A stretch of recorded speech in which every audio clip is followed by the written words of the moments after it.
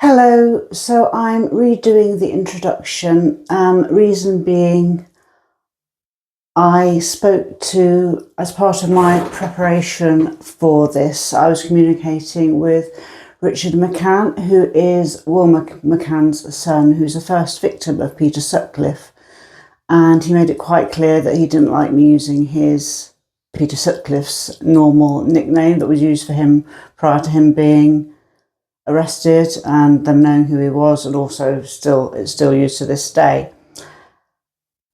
So I had already done the video initially, so I've gone through, and there are 3 instances, I think, 3, including the introduction, where I'd called him his nickname. So there'll be a couple of bits where I've taken me calling him by his nickname out. Once I bleeped and scribbled it out on a book that I've used as most of the resource material, and also another time when I was editing and the editing thing, my bleep wasn't working, so it's just muted. So that's it. Anyway, I'm talking about the case of Peter Sutcliffe. I am going to be focusing on the victims more than him, as they're more important. I think the victims are always more important than the perpetrator. And I hope you find this video interesting. I'm Anne-Marie.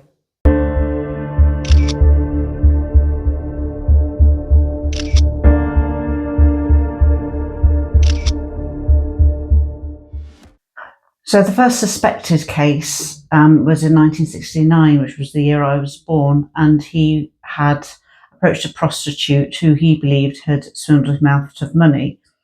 His story was that he changed his mind. Her story was that he couldn't perform, and he tried to get the money back after spending it on her, and she just laughed at him. And then he went into a pub, and she told them all at the pub what he'd done. So one day he was out with his friend and thought he saw her, and he was with his friend in a minivan in Bradford, and he said, "Oh, she's over there, stop the car and I'll go and get her." He stopped the car, and Pete went out of sight, and then he came back and he was out of breath, and he'd followed her into a garage and struck her on the head with a stone.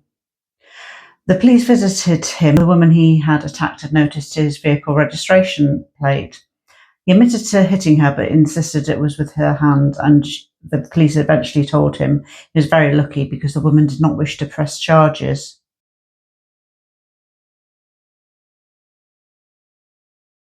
So between 7:30 and 8 p.m. at night on Monday the 11th of November 1974, a lady called Gloria Wood, who was a 28-year-old student teacher, was out.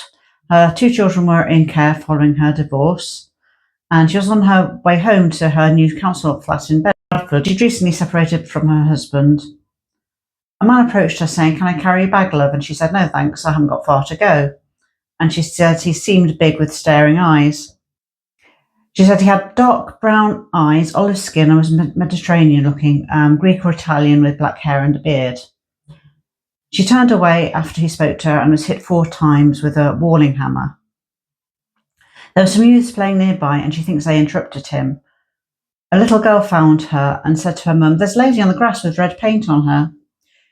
She woke up in hospital with her mum and dad and police there. They had to operate to get the bone that had gone into her brain out. So basically when he hit these women, their skulls would shatter and shards would go into their brain. And the ones that survived, they all had to have operations to get the shards of bone removed from their brain. She said he was 5'8" and dressed in a smart suit, and she had 4 deep lacerations. After the attack, the children were sent to live with their father as she no longer could look after them, and she had a nervous breakdown and received psychiatric treatment for the next 20+ years. 1:30 a.m. on Saturday, the 5th of July 1975, a 34-year-old called Anna Rogulski was attacked in Keighley. She was born Anna Patricia Brosnan in 1941 in Tralee, County Kerry, and was one of 12 Catholic children. She moved to Yorkshire with her sister Helen and worked as a shop assistant at Woolworths, where she met Roman Rogulski, who was Ukrainian. They married in 1957 and were divorced in 1973. At the time of the attack, she was in an abusive relationship, and on that evening, the fellow she was in the relationship with had hid all her shoes so she couldn't go out. So she left home and phoned her sister to say what he'd done with her shoes, so whether she had another spare pair somewhere, I don't know. She caught the bus to Bradford and went to the Great Victoria Hotel to meet friends. They went on to the Capricorn Club, which was also known as Bibby's. She was known as Irish Annie, and her Jamaican friends gave her a lift back to Keighley. When she went home, she realised her boyfriend had gone back to his flat and had taken her cat. With this, she stormed round to his. As she got near to the alleyway near where she lived, and a man asked, "Do you fancy it?" And she said, "Not on your life." So he assumed she was a prostitute, I think, and she said, "No, go away." And then she hurried to her boyfriend's flat. He didn't respond to her knocking, so she smashed his ground floor window with her shoe. Little did she know that she was being watched doing this. And she went back to the alleyway, and he was watching her, who asked her if she fancied it, asked her again if she fancied it, and this time she elbowed him. He responded by hitting her with a hammer. She fell, but then he was disturbed. She walked a few more steps, and he hit her 3 times with a ball-peen hammer. I think that's how you pronounce it. When she was on the ground, he raised her blouse and slashed at her abdomen. Just before he was to stab her, a neighbour shouted to ask what was going on. The assailant ran back to his car at Eastwood Tavern Pub, and she was found unconscious 40 minutes later at 2:20 in the morning. She was rushed to Leeds General Hospital for a 12-hour operation to remove bone from her brain. She had a 7-inch slash on her abdomen, possibly from a Stanley knife. Semen was found at the scene and on clothing where he'd masturbated over her. She was left psychologically traumatised. And despite similarities, this attack was not linked to Gloria Wood. A police dossier said, now this is where it gets nasty with the police, so they were very misogynistic and very judgmental and just thought all the women that were attacked were just hooers and sluts and all that rest of it. Anyway, a police dossier said she was a heavy drinker and cohabited with many men and had a mental instability. In July 1970, also including this, in July 1975, she had a man move into her house and she went to see a Jamaican boyfriend, went to Bradford that night to drink. And there is no evidence of these claims. We just think it was just him judging her because of, her lifestyle or what she was doing that particular night. Years later, she said she didn't go around the pubs and choose men carefully and were few and far between. Next victim was 2:15 midnight, Friday, the 15th of August, 1975, and her name was Olive Smelt. She was 46 and from Halifax and was raised by her mother and grandmother. She married when she was 19 and worked as an office cleaner for 3 firms just in the evenings, Monday to Friday. She regularly went out on a Friday night in town with her best friend Muriel. A man made a comment to her on her way to the toilet about her being on the game, and she told him where to go, basically. That night, she ended up in the White Horse Inn, and at 10:20, her friend Muriel left to catch the last bus home, but Olive decided she wanted to stay, and she left just after closing with some men she knew who offered her a lift.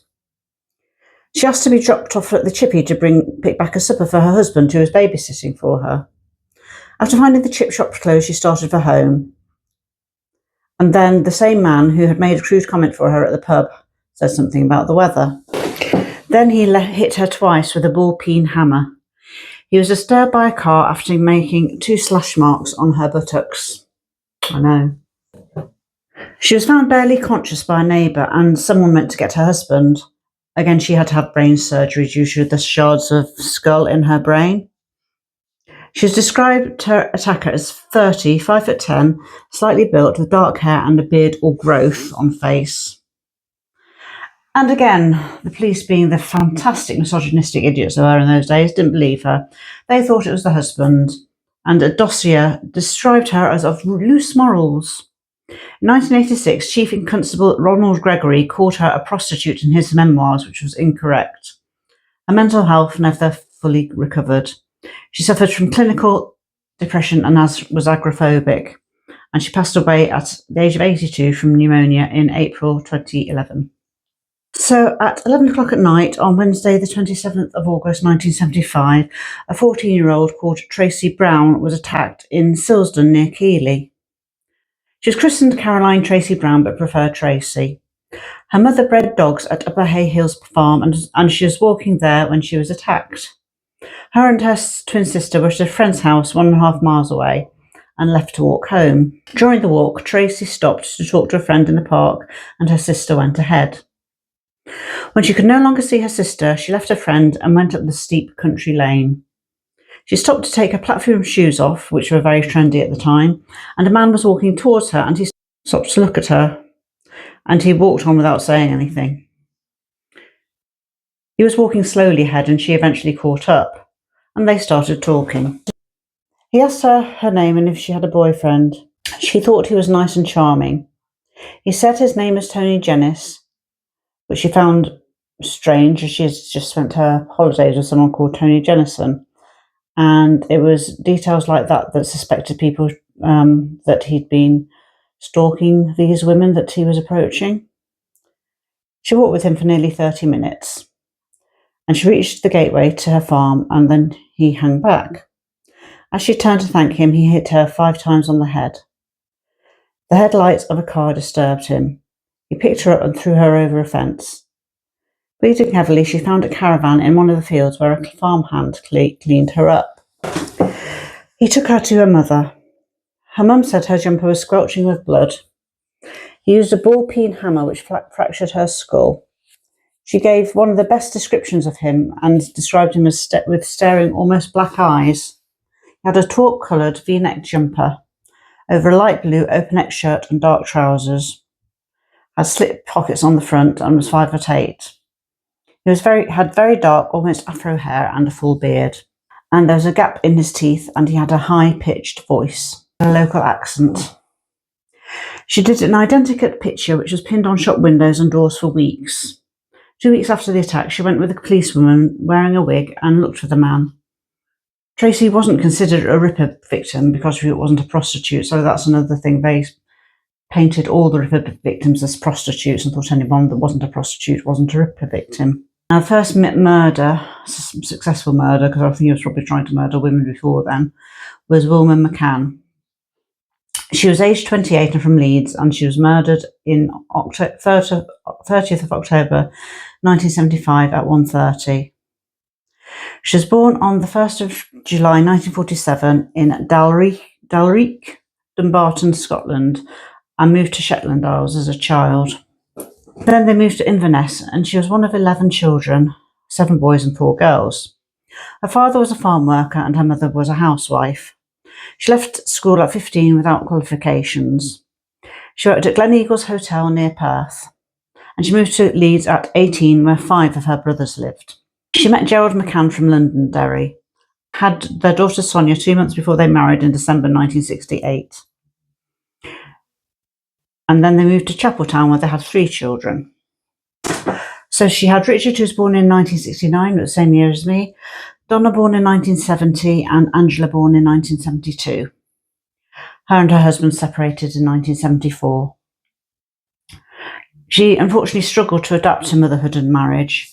She was fined for being drunk and incapable in 1970, and both her and her husband were unfaithful, and her husband was violent. Her son Richard said she had 2 nervous breakdowns due to abuse.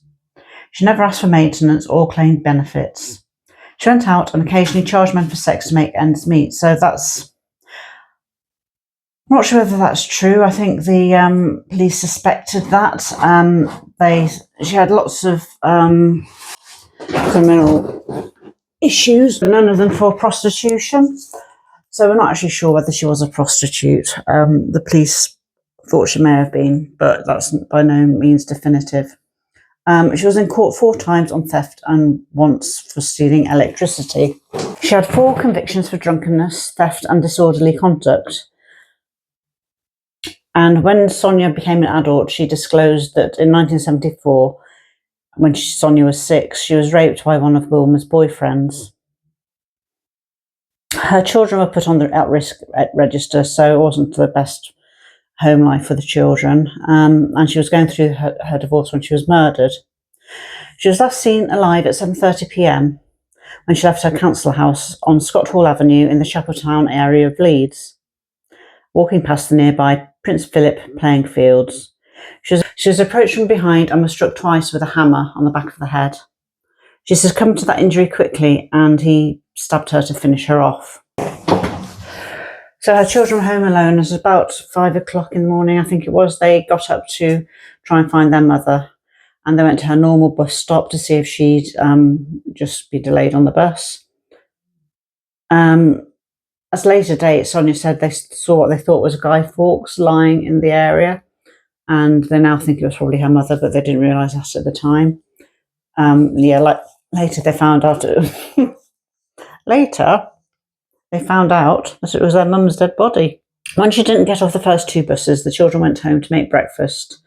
The body was found at 7:41 by the milkman and his 10-year-old brother on Prince Philip's playing fields. And they banged on the caretaker's door, telling him to call the police. There was semen on the back of her trousers and her knickers. And there followed an extensive inquiry involving 150 officers and 11,000 interviews, and they failed to identify the perpetrator. The police report said she was neglectful of her home and children, which it looks like she was.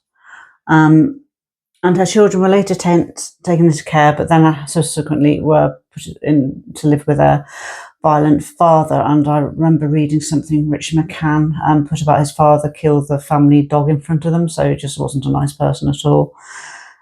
Sonia eventually committed suicide as an adult after suffering years of depression and alcoholism.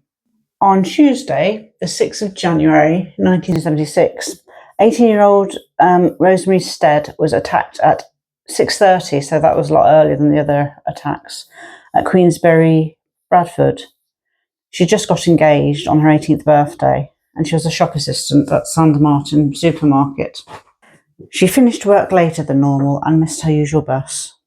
She decided to walk home, and it was dark by the time she reached her village. She became aware of a man walking behind her. She walked down. The reference book I'm using is Peter Sutcliffe, The Full Crimes of by Chris Cook, and he calls the area she walked down a snicket. And my father, who was born and bred in Yorkshire, would call it a ginnel. So I did a quick Googling to see which one they use, and they use both basically in that area. So basically it's just local slang for an alleyway. She was attacked from behind with a blunt object and knocked unconscious. Cars and pedestrians disturbed the attacker and he ran off. They described him as between 25 and 30, 5'9" tall, slim, with dark hair, moustache and a beard. He was wearing a green jacket and dark jeans. She came round, blood-soaked and staggering, and fell into the arms of her brother. Her other brother said they didn't initially see how bad it was. In the light, they could see her nose and lips were swollen and bleeding.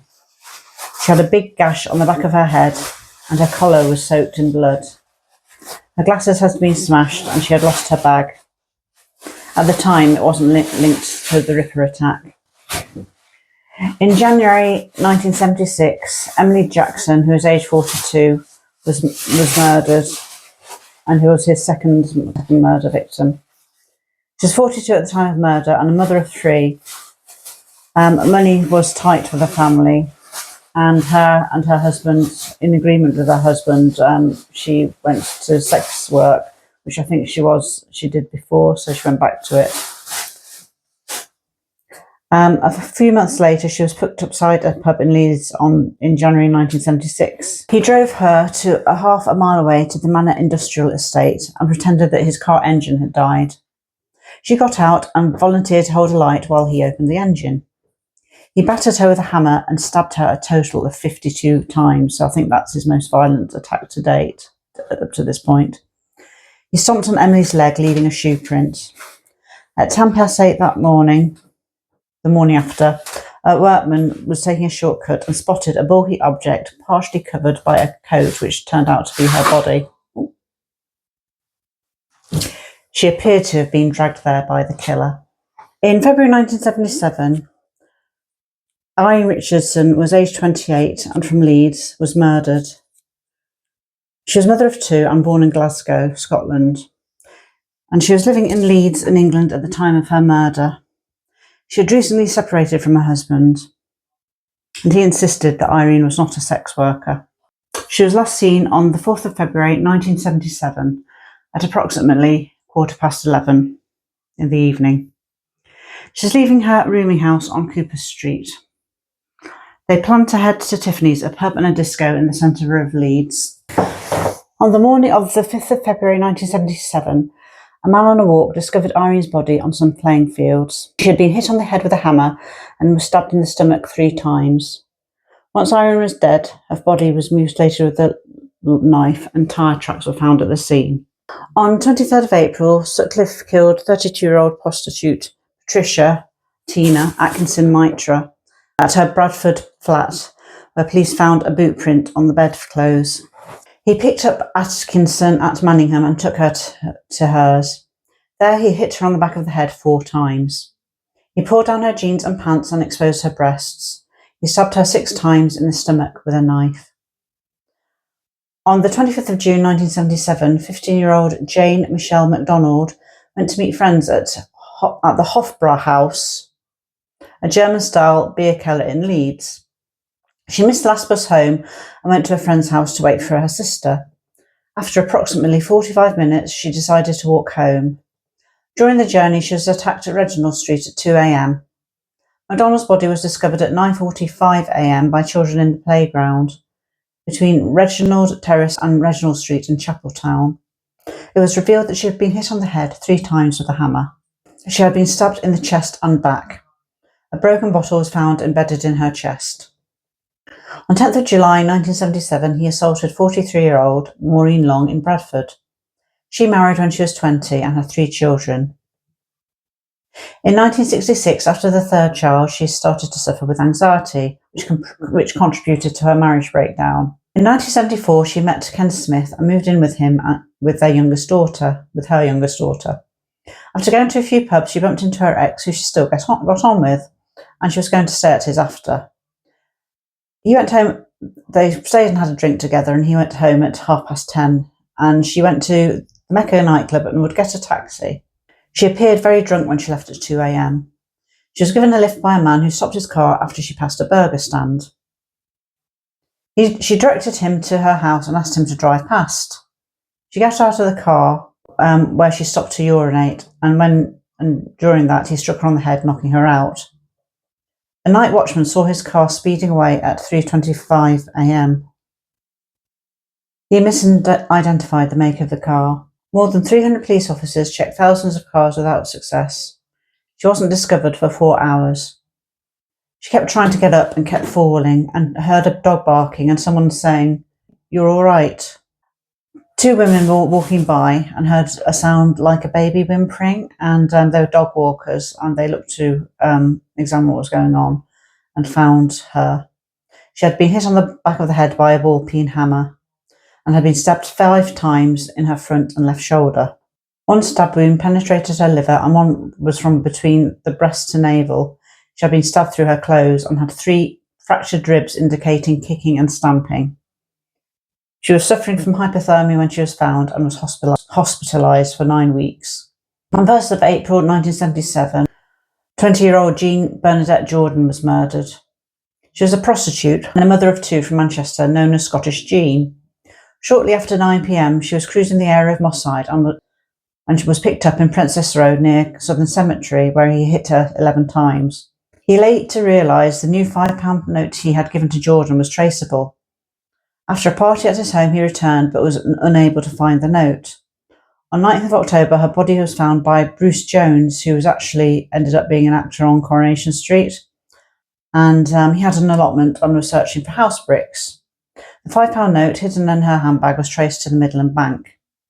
Police narrowed their field of inquiry to 8,000.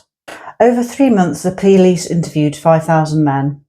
Weeks of intense investigations pertaining to the origins of the note led to nothing. On 14th of December, Marilyn Moore, a 25-year-old prostitute, was attacked in the back of his car on Wasteland in Scott Hall. He lost his balance whilst delivering a blow with the hammer, which allowed her to escape. Tyre tracks found at the scene matched those from an earlier attack. Moore provided a good description of a black sunbeam rapier. On the 21st of January 1978, he killed Yvonne Pearson, a 21-year-old prostitute from Bradford. bludgeoned her about the head with a ball-peen hammer, then jumped on her chest, stuffing horsehair into her mouth from a discarded sofa, under which he hid her body near Lum Lane. On 31st of January, he killed Eleanor, but was known as Helen Rytka, an 18-year-old prostitute from Huddersfield, striking her on the head 5 times as she exited his vehicle at Garrett's timber yard. Her bra and polo neck jumper were positioned above her breasts. He then sexually assaulted her as she lay on the ground, the only victim that was actually raped. After she staggered to her feet, he again struck her on the back of the head, retrieved a knife from his car and stabbed her through the heart and lungs. Her body was found 3 days later under a sheet of asbestos beneath the railway arches. On 16th of May 1978, 40-year-old prostitute and mother of 7, Vera Millward, left her council flat in Newham at 10 p.m, where he picked her up and drove her to the park of the Manchester Royal Infirmary. He attacked Millward with a hammer, slashed her across the stomach and stabbed her repeatedly with a screwdriver, and he slashed her stomach so viciously that he opened up her stomach. After she died, he dragged her against a fence and stabbed her repeatedly.